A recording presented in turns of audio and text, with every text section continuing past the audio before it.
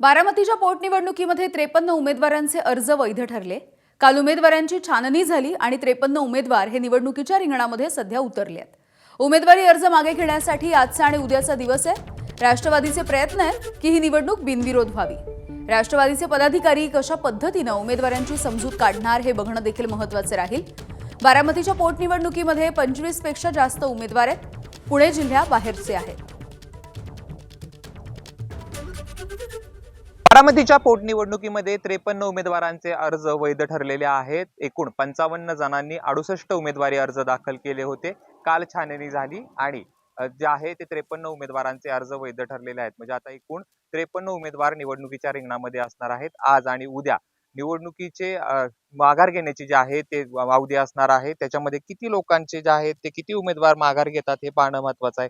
गेल्या काही दिवसापासून सातत्यानं राष्ट्रवादीकडून आवाहन केलं जाते की ही निवडणूक बिनविरोध व्हावी, मात्र ही निवडणूक बिनविरोध होईल का याबाबत मात्र शंका आहे। तरी राष्ट्रवादीचे प्रयत्न जे आहेत ते सातत्यानं सुरू आहेत। तर काँग्रेसची मनधरणी राष्ट्रवादी कसं करणार याकडे देखील सर्वांचं लक्ष लागले, कारण पार्थ पवारांनी जे वक्तव्य केलं त्यानंतर जे आहे ती टीकेची झोड जी आहे ती दोन्ही बाजूंनी उमटली जाते। त्याच्यामुळं ही निवडणूक बिनविरोध होईल का याबाबत शंका आहे। असं जरी असलं तरी आज आणि उद्या जे आहे ती निवडणुकीतून अर्ज माघार घेण्याची अवधी असणार आहे। आज किती उमेदवार घेतात आणि उद्या किती घेतात, राष्ट्रवादी कशा पद्धतीने जे आहे ते मनधरणी करणं हे करतं हे पाहणं महत्त्वाचं असलं तरी एकीकडे राष्ट्रवादी जरी म्हणत असलं की ही निवडणूक आम्ही बिनविरोध करण्यासाठी पूर्ण प्रयत्न करू, तर दुसरीकडे मात्र राष्ट्रवादीचा प्रचार जो आहे तो सुरू झालेला आहे। गाव बैठका ज्या आहेत ते राष्ट्रवादीकडून घेतल्या जात आहेत। एकूण 53 उमेदवारांचे अर्ज वैध ठरले असले तरी बहुसंख्य म्हणजे साधारणतः 25 ते 26 उमेदवार हे पुणे जिल्ह्याबाहेरचे आहेत। त्याच्यामुळे कशा प्रकारे हे समजूत निघणार हे देखील पाहणं महत्त्वाचं असलं तरी या ठिकाणी जे आहे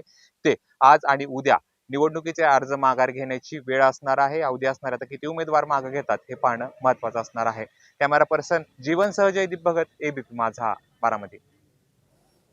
बारामती पोटनिवडणुकीमध्ये ठाकरेंच्या शिवसेनेच्या पाठिंब्यावरून अजूनही वेट अँड वॉचचीच भूमिका बघायला मिळते।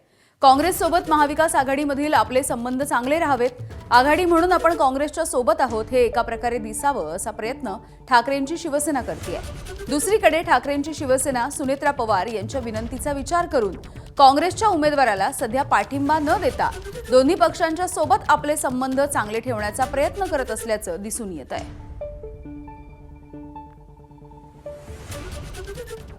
मी शरद पवार यांच्या मताशी सहमत आहे। शरद पवार यांनी काँग्रेसच्या स्थापनेपासून त्या पक्षाबरोबर काम केलं आहे आणि पक्ष जरी सोडला तरी त्यांची विचारधारा ही काँग्रेसचीच राहिलेली आहे आणि काँग्रेसबरोबरच त्यांनी तुमचं पुढलं राजकारण केलं। त्याच्यामुळे पवारसाहेब जे म्हणतात की काँग्रेसला ती जागा लढण्याचा अधिकार आहे, कारण राष्ट्रवादी काँग्रेस लढत नाही कौटुंबिक कारणामुळे। याचा अर्थ दुसरं कोणी लढू नये ही भूमिका ठेवता येत नाही।